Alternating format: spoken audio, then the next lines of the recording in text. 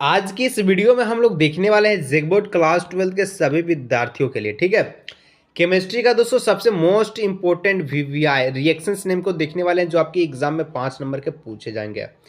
और आज की इस वीडियो से आप सभी का 27 फरवरी को जो केमिस्ट्री का एग्जाम होगा इसमें आपका 5 नंबर पक्का होने वाला है। तो आप लोग दोस्तों वीडियो पे कंप्लीटली बने रहेगा, एक एक प्रश्न दोस्तों यही से रहने वाला है। तो आप लोग वीडियो को देखिए, एग्जाम में तहलका मचिए। चलिए वीडियो को शुरू करते हैं। तो चलिए दोस्तों, आज की इस क्लास में हम लोग क्लास 12 केमिस्ट्री का 5 मार्क्स का रिएक्शंस नेम को देखने वाले हैं। ठीक है, जो आपके एग्जाम में पूछे जाएंगे। इसको आप लोग अच्छी तरह से याद कर लीजिएगा और एग्जाम में जाकर के लिख दीजिएगा। दोस्तों सबसे पहला जो रिएक्शन है आप लोग देख सकते हैं क्या है, वुटेज रिएक्शन। ठीक है, हिंदी में लिखा गया है वुटेज अभिक्रिया। ये रिएक्शंस क्या होता है? तो दोस्तों लिखता है when alkene halide are treated with sodium in dry ether higher alkene are formed the reaction is non has वुटर reaction. मतलब कि जब एल्किन हैलाइड का जो सूक्ष्म ईथर में सोडियम के साथ किसके साथ, सोडियम के साथ जो है अभिक्रिया करता है, रिएक्शंस करता है। ठीक है, तो रिएक्शंस करने के बाद दोस्तों ये क्या बनता है, तो एल्केन बना देता है, हायर एल्केन मतलब उच्च एल्केन बना देता है। और जब एल्केन बना देता है तो इसी को हम लोग क्या करते हैं, वुटेज रिएक्शन। इसको याद करने का सिंपल सा तरीका है कि आपका ये ड्राई ईथर की उपस्थिति में सोडियम के साथ, ठीक है, एल्किल हैलाइड क्या करता है, रिएक्शंस करता है। रिएक्शन करने के साथ ये एल्किन बनाता है। एल्किन कैसा बनाता है, तो हायर एल्किन बनाता है। इसी को क्या कहते हैं, तो वुटेज रिएक्शंस कहते हैं। तो इस प्रकार से आपको याद कर लेना है। अब देखिए आपका नेक्स्ट है विल्समन सिंथेसिस, मतलब विल्समन संश्लेषण। ये कौन सा रिएक्शन होता है? तो this is the general method, ठीक है, of the preparation of ether. मतलब देखिए यहाँ पर जो ईथर बनाने के लिए विल्समन सिंथेसिस का प्रयोग किया जाता है। आपके एमसीक्यू क्वेश्चंस में भी पूछा जाता है कि ईथर कौन से रिएक्शंस के कारण बनता है। तो आप लोग बोलिए विल्समन, ठीक है, सिंथेसिस रिएक्शंस के कारण ही आपका ईथर बनता है। इन द रिएक्शन SN2 एल्किन halide in heated with sodium, ठीक है, और पोटासियम एल्किन टू फॉर्म कोरस्पोंडिंग ईथर। मतलब कि यह जो रिएक्शन दोस्तों SN2 एल्किन हैलाइड के साथ करता है और करने के साथ दोस्तों आपका, ठीक है, सोडियम या फिर पोटासियम के साथ करने के बाद ये क्या बना देता है, ईथर बना देता है। ठीक है, तो इस रिएक्शंस को हम लोग कहते हैं विल्समन संश्लेषण रिएक्शंस। ठीक है, जो कि SN2 एल्किन हैलाइड को सोडियम और पोटासियम हैलाइड्स के गर्म करने के साथ ईथर बनता है। तो इस प्रकार से आप लोग यहाँ पर रखिएगा। ये ज्यादातर एमसीक्यू क्वेश्चंस के साथ साथ आपका 1 नंबर में क्वेश्चंस में पूछेगा। 3 नंबर देखिए, this is the most important reaction जिसका नाम है सेंड मेयर रिएक्शंस। कि aryl diazonium salt solution when treated with HCl और HBr इन प्रेजेंस ऑफ, ठीक है, कुर्पस क्लोराइड और cuprous bromide the reaction is called at Sandmeyer reactions.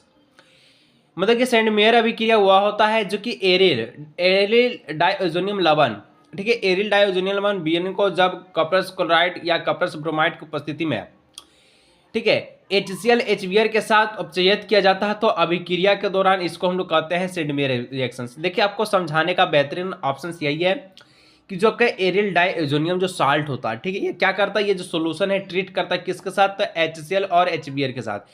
किसकी presence में, तो प्रेजेंस हम लोग यानी कि यहाँ पर जो उत्पाद हम लोग डालेंगे हिंदी में जिसको बोलते हैं, ठीक है, कुप्रस क्लोराइड या फिर कुप्रस ब्रोमाइड। और इसी के दोस्तों देखरेख में ये जो रिएक्शंस होता है इसी को हम लोग सेंड मेयर रिएक्शंस कहते हैं। तो आप लोग इसको याद कर लीजिएगा, बहुत ही अच्छा इंपॉर्टेंट रिएक्शंस है।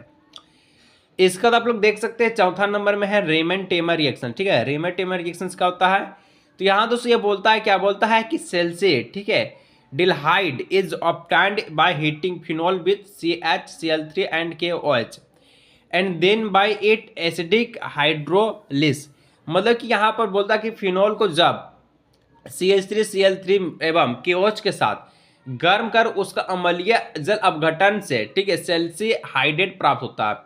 सिंपल से यही आप लोग याद रखिएगा कि जो आपका सेल्सी डिल्हाइड जो है ये प्राप्त होता है किसके कौन सा रिएक्शन में, तो राइमर टेमर रिएक्शंस में क्या प्राप्त होता है, तो एल्डिहाइड प्राप्त होता है, CHO प्राप्त होता है। ठीक है, आप लोग याद रखिएगा। तो ये किसके साथ अभिक्रिया करेगा, तो यहाँ पर दोस्तों आप लोग फिनॉल और आपका CH3 या फिर KOH, ठीक है, पोटासियम हाइड्रोक्साइड या फिर CHCl3 के साथ फिनॉल जब अभिक्रिया करेगा तो एल्डिहाइड समूह बनता है, CHO का समूह बनता है। इसी रिएक्शंस को हम लोग राइमर टेमर रिएक्शंस कहते हैं, आप लोग याद रखिएगा। 5वां रिएक्शंस आपका है क्लेमेंसन रिएक्शंस, ठीक है, क्लेमेंसन रिडक्शन, जिसको हम लोग हिंदी में कहते हैं क्लेमेंसन अपचयन।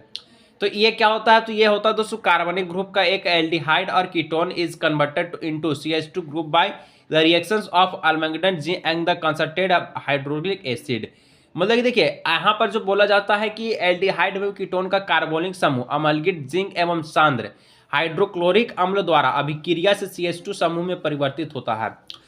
यहाँ पर एक और क्वेश्चन पूछा जाता है क्लेमेंसन अपचयन का, ठीक है, रिडक्शंस का पूछता है कि किसकी प्रेजेंस में ये क्रिया होती है। तो आप लोग बोले हैं कि अमलगम जिंक्स की, ठीक है, जिंक यानी कि HCl जिंक्स के जो है आपका प्रेजेंस में क्लेमेंसन अपचयन रिडक्शंस होता है, जिसमें दोस्तों ये क्या बनता है, तो ये आपका एल्डिहाइड और कीटोन का, ठीक है, एल्डिहाइड और कीटोन का कार्बनिक समूह होता है, जो कि इसके प्रेजेंस में आपका जो है ये हाइड्रोक्लोरिक अम्ल द्वारा अभिक्रिया से CH2 समूह में परिवर्तन होता है, ठीक है, किसमें CH2 में परिवर्तन होता है, इसी को क्लेमेंसन रिडक्शन कहते हैं। 6 नंबर है गाटरमान रिएक्शंस। गाटरमान अभिक्रिया क्या होती है, तो क्लोरीन और bromine can also be added the benzene rings of the reaction of the solution of the diazonium salt with the corresponding halogen acid in the presence of the copper powder। किसके presence में, copper powder. This reaction is the called Gattermann reactions. Gattermann reactions क्या होता है कि तामचूर्ण की उपस्थिति में डाइओजोनियम लवण की विलयन की संगत हैलोजन अम्ल के साथ अभिक्रिया करके दौरान, ठीक है, क्लोरीन अथवा ब्रोमीन को भी जो है बेंजीन वलय में क्या होता है, बेंजीन वलय में जोड़ दिया जाता है। आप लोगों को पता होना चाहिए, ठीक है, बेंजीन वलय में क्या किसको जोड़ दिया जाता है, तो क्लोरीन और ब्रोमीन दोनों को, ठीक है, जोड़ने के बाद दोस्तों इसी अभिक्रिया को गाटरमान रिएक्शंस कहते हैं। आप लोग फिर से याद कर लीजिए, chlorine bromine can also be added benzene. Chlorine और ब्रोमीन जहां पर आपका बेंजीन में एडेड हो गया, रिएक्शंस को किस नाम से जानेंगे, गाटरमान रिएक्शंस। फिर आपको लिखना है ये रिंग के रिएक्शंस में solution of the diazonium salt with the corresponding halogen acid, और किसके प्रेजेंस में, तो कॉपर पाउडर के प्रेजेंस में, और इसी रिएक्शंस को हम लोग गाटरमान रिएक्शंस कहते हैं, ठीक है, इसको याद कर लीजिएगा। 7वां नंबर देखिए, कार्बेलिन एमीन यानी कि कार्बेलिन रिएक्शंस क्या होता है, तो कार्बेल एमीन रिएक्शन, एमीन का समूह है NH3 का, ठीक है, तो वेन प्राइमरी एमीन यानी कि प्राइमरी जो एमीन है, प्राइमरी एमीन बोथ है एलिफेटिक एंड एरोमेटिक, एलिफेटिक और aromatic are reacted with chloroform और potassium hydroxide a very smelling, ठीक है, आइसोसाइनाइड और carbylamine is form. Reactions is called carbylamine reactions. देखिए आपको यहाँ पर कार्बेलिन अभिक्रिया, यह एक अभिक्रिया है जिसमें दोस्तों क्या होता है ना, बहुत तीव्र गंध वाले जो है आइसोसाइनाइड तथा कार्बेलिन एमीन का निर्माण करता है। अगर आपसे पूछा जाए MCQ में भी कि बोलिएगा कि कौन सा रिएक्शंस के दौरान, ठीक है, तीव्र जो है स्मेलिंग या फिर तीव्र गंध जो है उत्पन्न होता है, ठीक है, स्ट्रॉन्ग स्मेलिंग उत्पन्न होता है। क्वेश्चंस में पूछे कि विच रिएक्शंस, ठीक है, हैड स्ट्रॉन्ग स्मेलिंग, ऑप्शंस में रहेगा गाटरमान रिएक्शंस, सेंडमेयर रिएक्शंस, ठीक है, और बुटेज रिएक्शंस और कार्बेन एमीन रिएक्शंस। आप लोग किसको टिक मारेगा, आप लोग मारेगा कार्बेन एमीन रिएक्शंस, क्योंकि हम लोग जानते हैं कि आपका प्राइमरी एमीन के साथ जो है क्या होता है ना कि अल्फेटिक और एरोमेटिक में ये आपका किसमें, तो क्लोरोफॉर्म और पोटासियम के साथ ये जब रिएक्शंस करता है तो स्ट्रॉन्ग स्मेलिंग आइसोसाइनाइड बना देता है। इसी रिएक्शंस को हम लोग कार्बेल एमीन रिएक्शंस कहते हैं, इसको आप लोग लिख लीजिएगा। फिर 8वां नंबर देखिए, हॉफमैन ब्रोमाइड प्रतिक्रिया, ठीक है, हॉफमैन ब्रोमाइड रिएक्शंस, ये कौन सा रिएक्शन होता है, तो when an amide react with bromine at the presence of the aqueous और द एल्कोहलिक सॉल्यूशन। देखिए यहाँ पर आपका बोलता है ना कि जब जो एमिड जो होता है दोस्तों ये रिएक्ट करता है किसके साथ, ब्रोमीन के साथ। जो एमिड जो है रिएक्ट करता है किसके साथ, ब्रोमीन के साथ, किसकी प्रेजेंस में, किसकी उपस्थिति में, तो एक्वास बोले तो अल्कोहलिक की उपस्थिति में, ठीक है। जब ये सॉल्यूशन दोस्तों आप सभी का सोडियम हाइड्रोक्साइड को क्या करता है, रिमूव करता है, सोडियम हाइड्रोक्साइड को क्या करता है, NaOH को क्या करता है, ये रिमूव करता है, बाहर कर देता है the कार्बोलिन group of the amide and give the flowing primary amine, और ये प्राइमरी एमीन में चल जाता है, और इसी को हम लोग हॉफमैन ब्रोमाइड रिएक्शंस कहते हैं।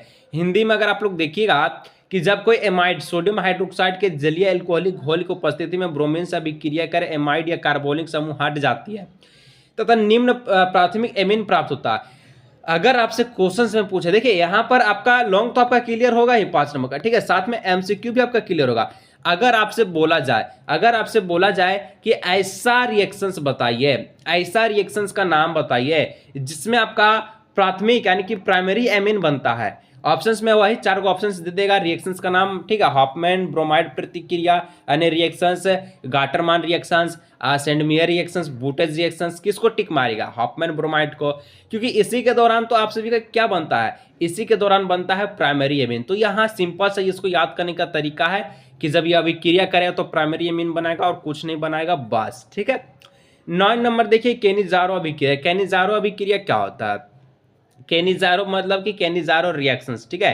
तो केनिज़ारो रिएक्शंस क्या होता है, यहाँ लिखा हुआ है कि when hydrogen free aldehyde is heated with caustic soda, when hydrogen free aldehyde CHO के समूह से, ठीक है, क्या करता है, जो हाइड्रोजन है फ्री आपका जो है इसके साथ हीटेड करके caustic soda, one of the molecules the oxide and other of the molecules the Redux, मतलब एक आपका ऑक्साइड होता है बढ़ता है, दूसरा का आपका रिडक्स होता है घटता है। This is Cannizzaro reactions. Hindi में अगर देखा जाए तो हाइड्रोजन रहित एल्डिहाइड को जब कास्टिक सोडा के साथ गर्म किया जाता है तो उसका एक अणु ऑक्सीकृत या दूसरा अणु अवकृत होता है, एक बढ़ेगा दूसरा घटेगा, और इसी को कैनिज़ारो रिएक्शंस कहते हैं। तो सिंपल से इसमें आपको याद रखना है, वही याद रखना है कि हाइड्रोजन रहित होती है जो आपका कास्टिक सोडा के साथ ये गर्म होता है, और इसमें क्या होता है ना कि एक इसका जो मोलिक्यूल्स ये रिडक्स होता है और दूसरा आपका ऑक्सीडिस होता है, इसी को केनिज़ारो रिएक्शंस कहते हैं।